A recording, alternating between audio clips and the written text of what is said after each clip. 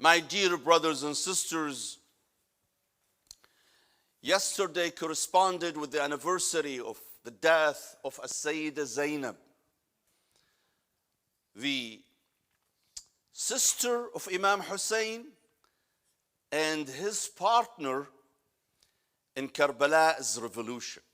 We know that Imam Hussein alayhi salam led the revolution till his death, till the moment he was martyred. And it was Zainab alayhi salam, his sister, who took temporarily the leadership responsibility right after the martyrdom of Imam Hussein alayhi salam. A woman, but a great woman. In fact, this shows how much Islam respects women.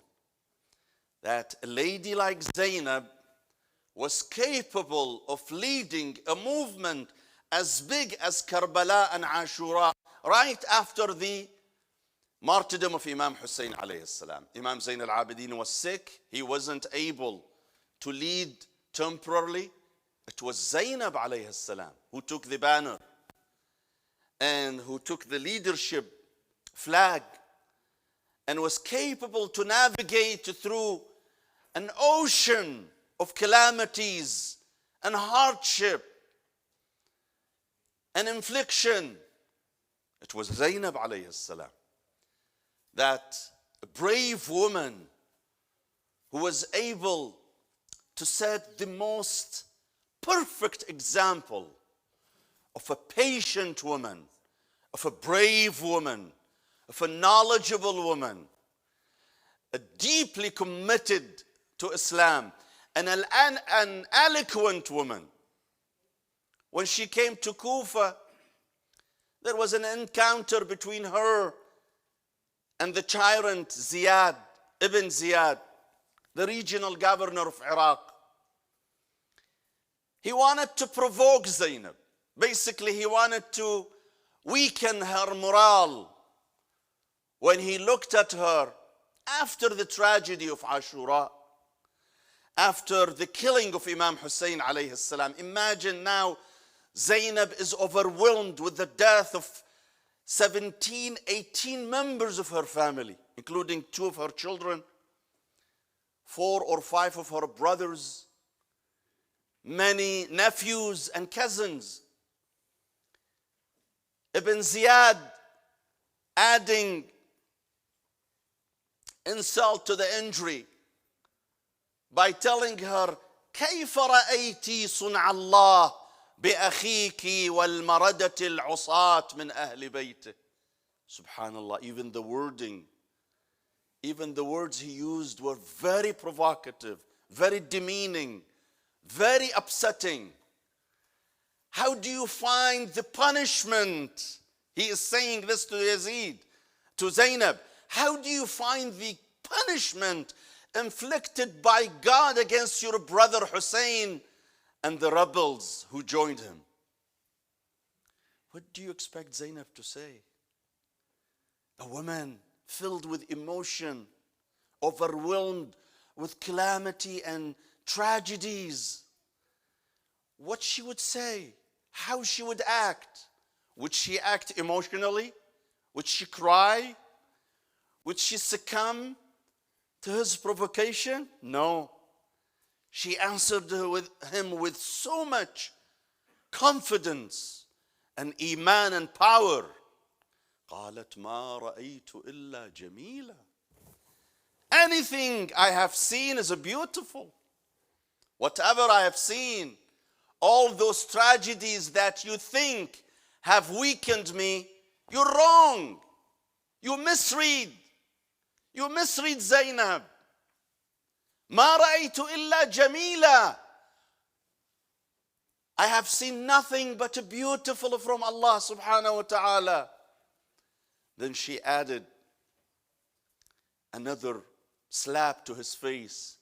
هؤلاء قوم كتب عليهم القوم فبرزوا إلى مضاجعهم وسيجمع الله بينك وبينهم يوم القيامة فانظر لمن الفلج يومئذ ثكلتك أمك يا ابن مرجان.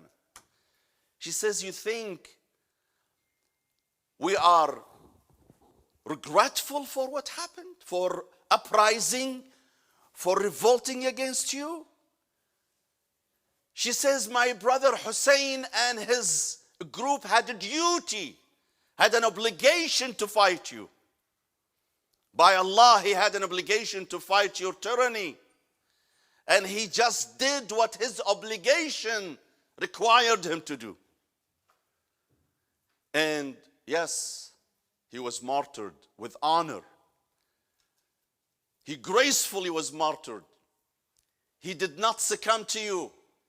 He did not surrender to you. He kept fighting you till the last moment of his life. He fought you when his slogan was هيهات من الذل يأبى الله لنا ذلك ورسوله والمؤمنون وحجور طابت وطهرت وأنوف حمية من أن نؤثر طاعة اللئام على مصارع الكرام. Imam Hussein fought till last minute, till last breath, before he gives Yazid any joy of surrender. She said he kept fighting you till last minute of his life. And today, in the day of judgment, Allah will bring you and will bring him. And you see who is the winner in the day of judgment.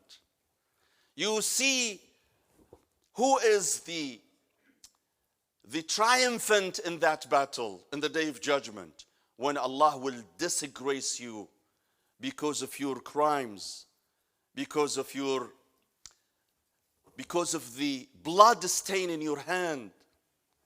No one else could say anything. In fact, when she answered Ibn Ziyad, he got so provoked that he decided to physically attack Zainab alayhi salam.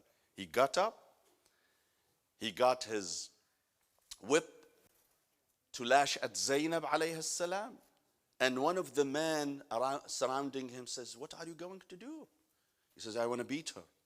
You want to beat Zainab? Are you crazy? Are you crazy? Are you crazy? You want to beat Zainab? So he deterred him from beating Zainab alayhi salam. Yazid tried to provoke, Ibn Ziyad tried to provoke Zainab.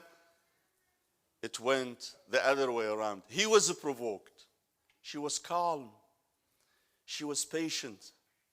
She was able to humiliate Ibn Ziyad, not through her whip, but through her tongue, sharp tongue, alaykum salam, through her righteousness, through her belief in her just cause.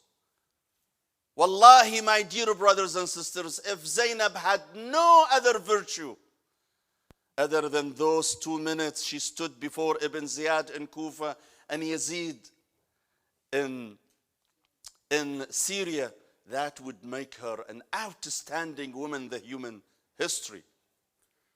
Who else could have said those words? Who else could have been so strong, teaching Muslims not to be afraid of the tyrant, not to surrender to the will of a bunch of tyrants. Be strong. Rasulullah sallallahu alayhi wa alihi wa sallam, sallu alayhi bi'a'la aswatikum.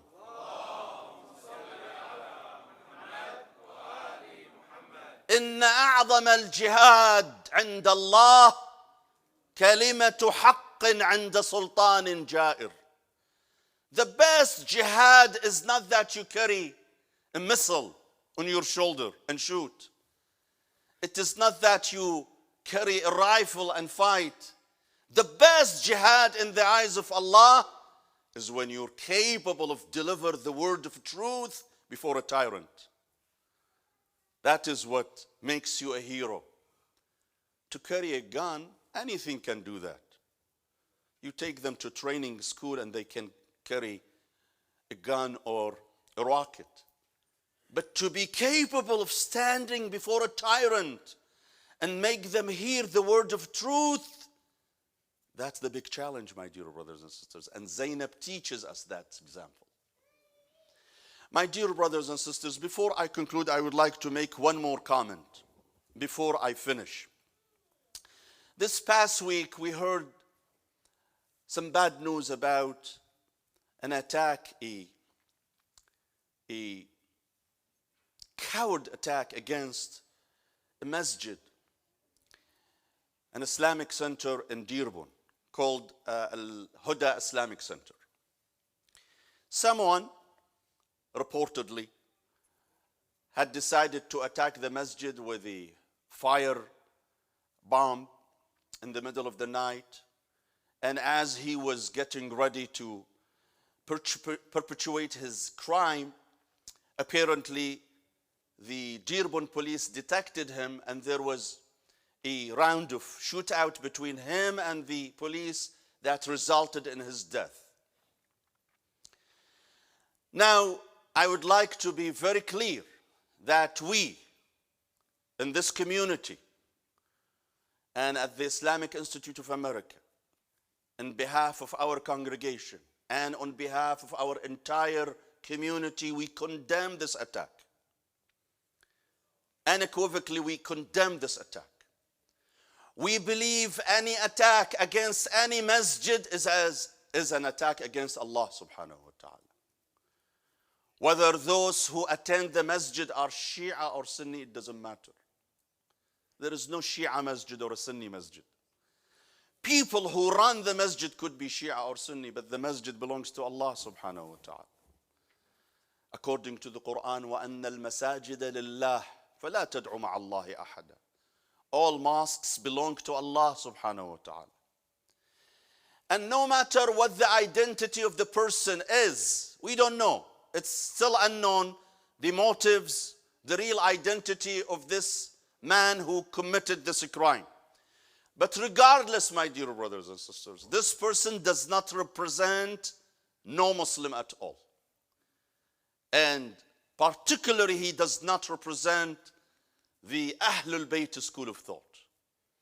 Because our Imams alayhim salam taught us to be respectful, to be humane, and to always apply justice with other people, no matter who those people are, especially when they are our brothers in faith.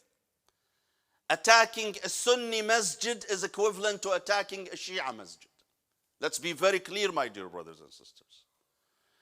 And I want you to understand that there could be a conspiracy by the enemy of Islam, by the enemy of both Shia and Sunnis, by the enemy of the Muslim community, to cause a rift and division between Muslims.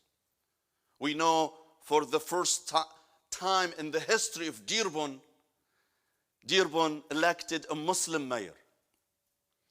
And he happens to be also a follower of Ahlul Bayt.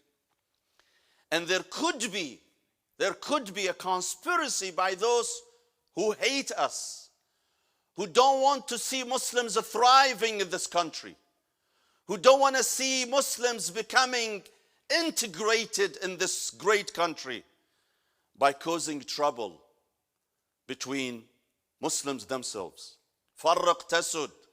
The best way is to make Muslims a big failure, is to cause division between them, to divide them into groups, Sunni and Shia, and this group and that group. We need to be very mindful of that, my dear brothers and sisters. Allah, Allah in our unity. Allah, Allah in our brotherhood. Whatever differences are with our other Muslims, they are our brothers. They are our brothers in faith according to the Quran. Allah subhanahu wa ta'ala says, إِنَّمَا الْمُؤْمِنُونَ إِخْوَةً فَأَصْلِحُوا بَيْنَ أَخَوَيْكُمْ. Muslims are brothers. وَاذْكُرُوا إِذْ كُنْتُمْ أَعْدَاءً فَأَلَّفَ بَيْنَ قُلُوبِكُمْ فأصبحتم بنعمته إخوانا وكنتم على شفا حفرة من النار فأنقذكم منها. Allah says, وَاعْتَصِمُوا بِحَبْلِ اللَّهِ جَمِيعًا وَلَا تَفَرَّقُوا. We Muslims need to stand united, not divided, And we always have to have the courage to speak the truth, to condemn any attack against any masjid, regardless who the perpetrator is. We don't care. What we know is what is wrong is wrong. We need to call things by their names. This is a crime against a house of worship, against a masjid. And no scholar, no Muslim scholars would justify something like this. So, my final word is, I would like to offer my sympathy and solidarity to our Muslim brothers at the Islamic, Al-Huda Islamic Center. There was already a visit by a group of scholars, Muslim scholars who follow Ahlul Bayt, to that masjid 2 nights ago. It was well received. And we always, my dear brothers and sisters, need to maintain our unity and our brotherhood. I conclude with the hadith from the Prophet sallallahu alaihi wasallam, in which he says, مثل المؤمنين في توادهم وتراحمهم كمثل الجسد الواحد إذا اشتكى منه عضو تداعت له سائر الأعضاء بالسهر والحمى. Muslims resemble limbs and faculties of one body. When your body is attacked by a virus, the entire body comes to defend, comes in defense of that body. That's why you get fever. Why you get fever? It's a reaction of how your body is responding to a foreign body. This is how we need to do, my dear brothers and sisters. This is what the Prophet tells us. That at the time of hardship and calamity, when one of us is attacked, we all need to show solidarity and support to the attacked one against the attacker. I remind you, my dear brothers and sisters, one more time that on March 13th, we are having our fundraising dinner, my dear brothers and sisters. IIA is having its fundraising dinner, annual fundraising dinner. It is going to be at the new location of Nadi bin Tijbel at 3 p.m. So for those who have not purchased their tickets, I commend you, I encourage you, as you leave Salat al-Jum'ah, please make sure you buy your tickets. There is a table here. You can buy tickets.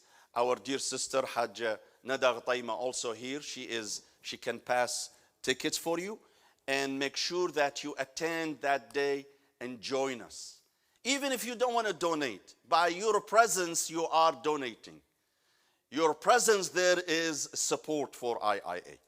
So please keep that in mind, my dear brothers and sisters. Allahumma اغفر للمؤمنين والمؤمنات والمسلمين والمسلمات الأحياء منهم والأموات تابع اللهم بيننا وبينهم بالخيرات إنك مجيب الدعوات إنك قاضي الحاجات إنك على كل شيء قدير وإلى أرواح المؤمنين والمؤمنات خصوصا المرحوم المغفور له الحاج أبو عاطف الحاج موسى عبد الله ولشفاء مرضانا. عدد من المرضى، عدد من الأعزاء طلبوا مني الدعاء لمجموعة من المرضى من إخوتنا وأخواتنا لشفائهم ولقضاء حوائجنا جميعا.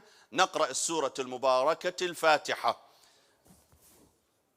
بسم الله الرحمن الرحيم والعصر إن الإنسان لفي خسر إلا الذين آمنوا وعملوا الصالحات وتواصوا بالحق وتواصوا بالصبر.